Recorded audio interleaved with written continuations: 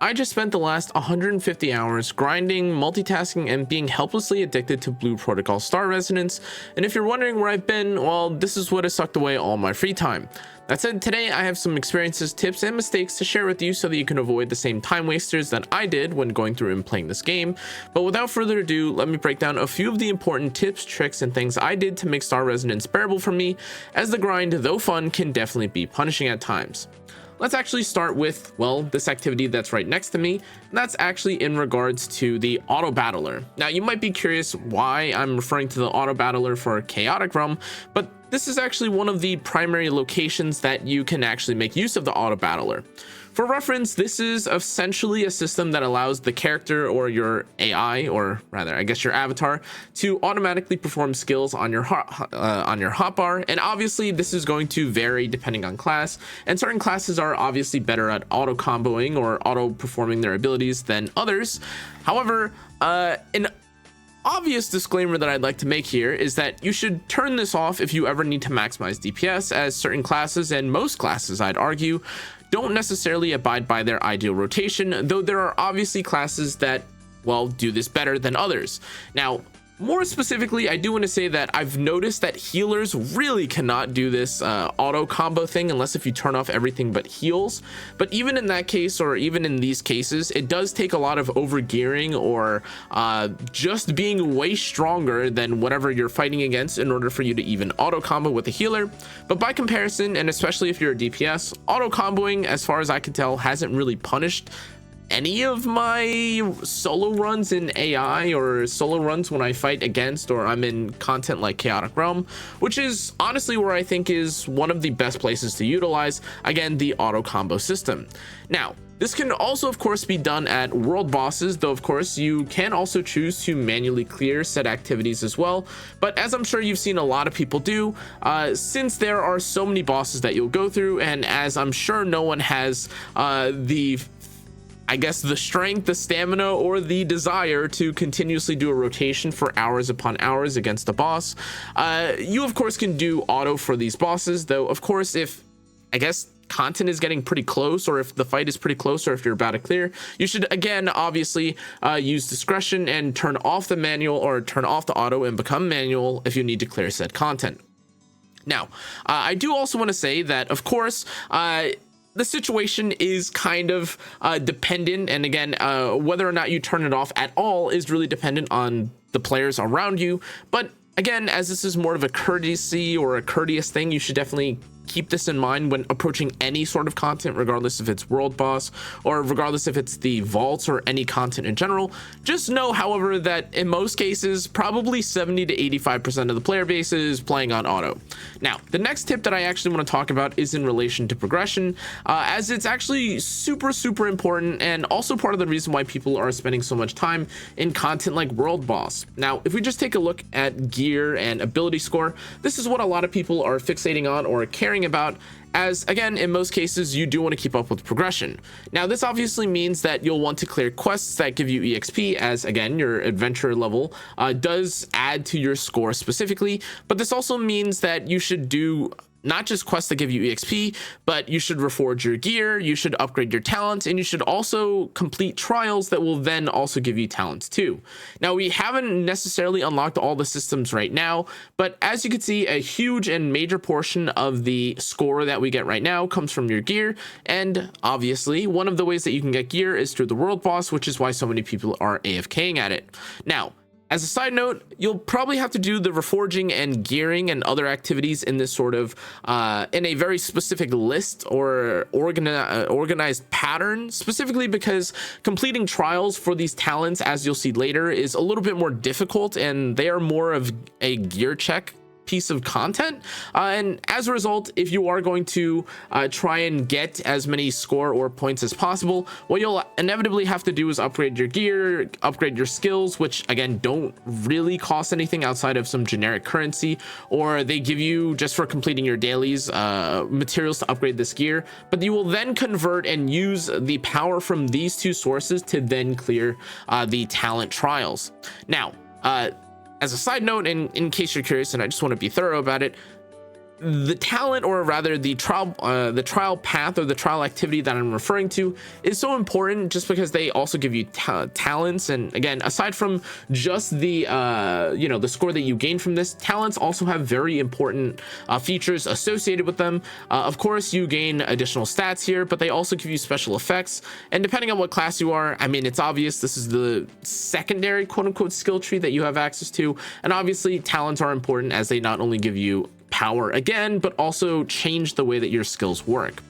Now, the next thing that I actually want to talk about is life skilling. Now, for those of you that aren't really big on life skilling, I understand. I totally get it. I've played a lot of MMOs where I skip or bypass them entirely, but I do actually want to say that though it's not necessarily the most interesting, or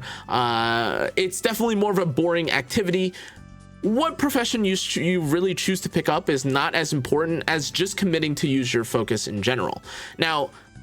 in most cases, you might see from other titles, gear, or rather, I should say, the active life skilling or doing activities that are not combat based are usually for some excess cash, or usually because you want to build your house. But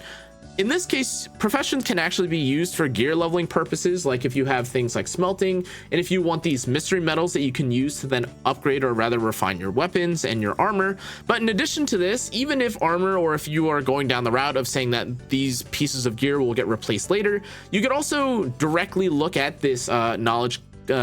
conversion potion, which is something that you could actually use on your old or your unused skill books, as sometimes you'll actually be given books that are bound and you can't sell, but they're actually not even for your class. And as a result, if you ever want to convert these books into your own class's books, you'll actually have to make, again, this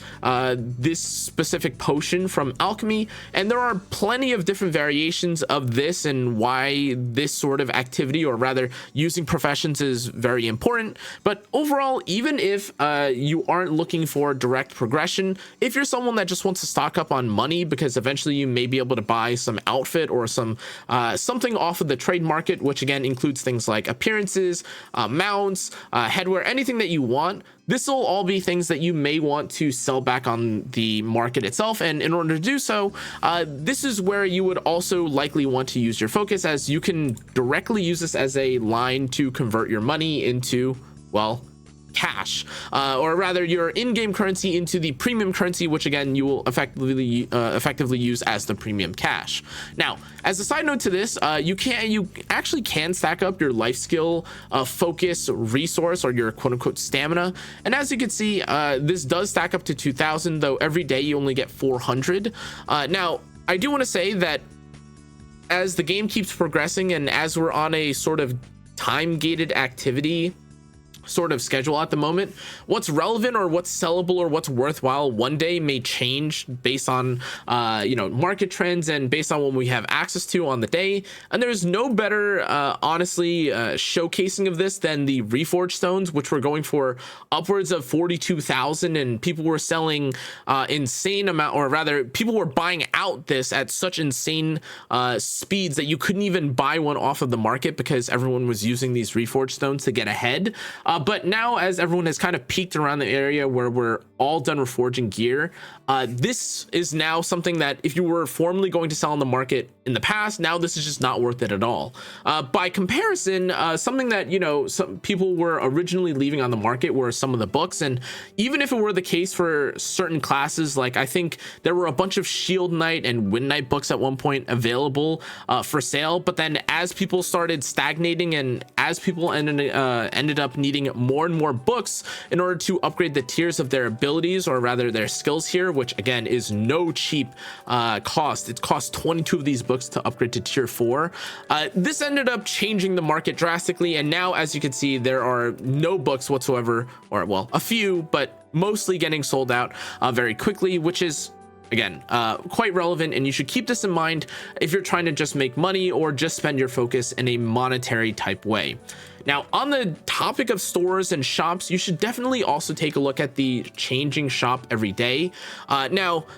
if you're curious, yes, I was also kind of skeptical as to whether or not you'll need some of these, as things like revive candies or maybe things like dye boxes are not necessarily things that you may consider valuable. However, as you do have the ability to receive certain things like the advanced book selector, you have a chance to get these chests that have very valuable resources in them. And in addition to this, like, because there are some times where you'll need advanced materials or other materials in general that are only purchasable through these weekly or daily shop means, it's actually quite valuable, or it's actually quite worthwhile to look through and purchase these things. Even when we were originally in a reforged stone drought, this is one of the other locations where you could get a fill of 30 reforged stones. And again, this currency really isn't used for anything else. Arguably, you could use this on the Luno pouch, but it's so honestly, these small shards, like these small pouches giving you 1000 Luno, is just honestly kind of bait. And otherwise, the alloy shards don't feel really that worthwhile either, just because you can farm alloy shards infinitely by dismantling the purple gear you get from the chaotic realms. In any case, a bit of a tangent, but all this to say that the weekly shops, whether it's the friendship store, the honor coin, the reputation store, or even the mystery store, are all really worthwhile to look through, as again, even if you aren't a even if you aren't someone that's more whaley and will buy these red, or rather rose orb coin costing items, sometimes a few of the items will be sold with Luno, or sometimes you'll make enough of the bound Luno, or rather bound rose orbs, that it makes sense for you sometimes to purchase. Like, again, honestly, if I was at a point where I was just waiting and coasting and I saw something like an advanced book select 3 and it costed rose books or rose orbs, honestly, depending on how desperate I am, I think it might be something that could be worth looking into. Though again, it depends on how or what you're prioritizing on your account. Though obviously, I can definitely see people just saving up all their rose orbs and not spending a dime on anything. Now, finally, rather than give you, a singular last fifth tip to go through, I wanted to kind of just give you a bunch of small pieces of advice or small things that I found while playing through the game. Honestly, this is just going to be like a quick barrage of them, so just keep this in mind. And of course, if you have questions, you can feel free to leave a comment down below. But the first thing I would like to talk about is that if you are someone that is balancing this game between Steam and mobile, which is something that I've done, auto navigation on mobile, as far as I could tell, is only available as like a little icon on the bottom left of your screen. And the reason why I do this is, number one, because, well, playing on mobile is definitely a bit more convenient when all you're doing is just going through, random easy content or clearing through quests. And with this, something that I didn't realize was that, again, the only way for you to gain access to the auto navigation is if you're on a mount. If you're obviously on PC, you can hold down the V button instead, and this will auto navigate you to whatever quest you have selected, which is also fine. But on the topic of keybinds, if you are looking to actually activate auto combat rather than have to click escape, then go into your settings and then turn on auto combat here, or auto combo, you can actually press the H key, which I promise works. I'm just in a town, so you can't really see it, but this is much easier, as otherwise, every single time that you enter into a dungeon or any sort of new location, it normally turns off your auto combat, which is kind of frustrating and annoying, but it is what it is. Now, with this, it is also worth mentioning that when we talked about the skills here, skills account for an insane amount of your combat power. And while this might not seem super important, as again, this may make you think that you have some sort of like placebo damage increase just because you upgraded a skill that may not be that relevant. While this might not seem super important, again, or it might seem like you're inflating your number for no reason, keep in mind that if you are trying to queue up for certain activities, for instance, like Tina's Mind Realm Hard, you do need to have a specific ability score level or a specific ability score minimum in order to queue up or match with other people. So this is mostly where the skill accounting for some of your power may be relevant. Though again, as we saw, if you press C here, you can look through and see that there are various different locations where your power comes from, not just your skill. But in most cases, I had kind of seen a lot of people already understanding or be aware of the fact that gear gives you a lot of your score, but a lot less people were aware of just how much power you got from doing something like tiering up or upgrading your skills by comparison. Now, in addition to this, I do want to talk actually about the I guess like technically more or less free to play option, but something that you should actually keep in mind if you're concerned with battle power as well. And that's actually the Battle Imagine. Now, you may have visited this or seen this at the start of the game as something that you were just kind of, you know, infinitely skipping through and you didn't really pay attention to. But actually, if you take a look here, whenever I find the entrance to this location, which I think is actually on the other side, there's actually a location. I cannot believe I just went I went all the way around. Anyways, this little location here is actually the location of a summon banner. Now, you may be familiar with the summon banner or the wish banner here, where you can pull for the cosmetics and the mount, which of course you guys probably saw me just ride on. However, this is actually another location where you can summon and wish for battle imagines. Now, it probably isn't too surprising to you all that some of the quote-unquote gacha or limited summons or battle imagines in this case are super strong. And realistically, if you just take a look at the characters that you have access to, these characters are absolutely ridiculous. I'm not sure why it's not letting me click on or observe what they do. But even if you just take a look at it through another menu, which I think you can do through skills and then battle imagine here. Yes, so first off, you have Alvera, which again gives you haste. And if you're, or rather, I shouldn't say, doesn't give you haste, but gives you a bunch of stats. This is a, you know, obviously this is one of the battle imagines premium wise that kind of blow out some of the more free-to-play alternatives. Of course, there are going to be better alternatives to this depending on your class and what you're looking for, but one that I honestly found to be pretty crazy is Irona's, which allows you to revive up to 4 nearby teammates, which doesn't necessarily sound like the most insane thing ever, but obviously being able to revive many people around you when you're doing stuff like world boss is quite relevant. And as usual, more than anything else, it's more, or this explanation or telling you of this location is just so that you know that there's a place for you to get these premium or to use these premium pulls, as otherwise if you ever are curious about where you get the will wish coins or what you use it for, this is the banner that you're using it for. Now, in addition to this, if you kind of saw, like, there are times where you'll be walking around or you'll be running, and especially if you're in the higher end, if you are kind of annoyed with this this constant bar here and you find it maybe a bit frustrating or maybe just a bit annoying on screen, as sometimes all you're trying to do is just jump up, you're not necessarily trying to bounce up like this. Like sometimes I just want to jump over like a little building or something, like I don't want to do a leap. You can actually go to your, or rather click C again, venture to your adventure skill or your adventure level, and you can actually remove or turn off some of these abilities, which again might not be super relevant for some of the skills or some of the other skills, but for me, I'm actually kind of annoyed by it in some cases, depending on what I'm doing, which is why I thought it was pretty interesting that they even offer you the ability to do this. Though again, I don't think I would probably take off any other ability, as the others are pretty optional or don't really force you into doing an activity like this, where again the dash jump forces you, no matter what you're doing, basically so long as you jump, it forces you into this timing gauge, which can be pretty annoying all things considered. Now finally, the last thing I wanted to talk about was actually in relation to the bosses, and this is something that I'm sure a lot of you guys are familiar with, but in case you're curious, bosses do spawn on the 30-minute and hour for every single hour, basically, or of every single day, and 24 hours, obviously. But this spawn interval actually varies from boss to boss. If you're curious, one of the most relevant and fought or sought after bosses right now is Iron Fang, and this is a boss that actually only summons on the 30s of the hour rather than the hours. I know that there were some people think that they spawn on both. It's not bugged, you're not tripping. Certain bosses are on literally like the hour and some are on the half hour, so keep this in mind. But obviously in terms of the drops, if you were curious or you were unsure, the rewards here that you're seeing here are what you will receive if you consume a key, And the drops, not to be mistaken with the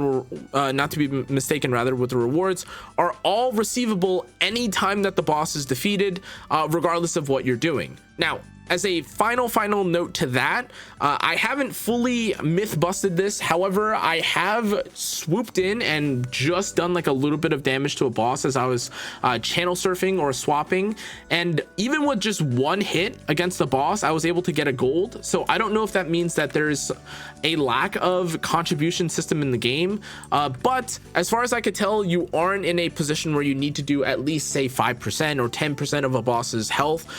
in order to get full rewards. And as far as I can tell, this doesn't affect your reward in any case, so keep this in mind. But that's everything that I figured out and have found from 150 hours. Obviously things are changing in gear, progression, everything that you could imagine is going to change, as with the unreleasing, or rather the unrestriction and the time gate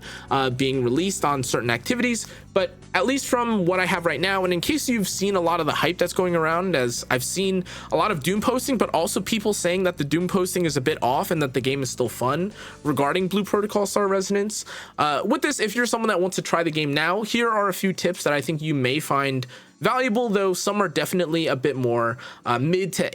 I wouldn't even call us in the late game, but middle of the patch, or early to mid game of where we are currently. If you're curious about that, here were some of the tips, or here were some things that I think could be quite valuable. Thanks again for watching though, guys. Hope you guys enjoyed. Sorry for disappearing. This is literally what I've been doing day and night. Anyways, that's going to be it for today's video. I'll see you on the next one. Stay safe, stay healthy. Good night.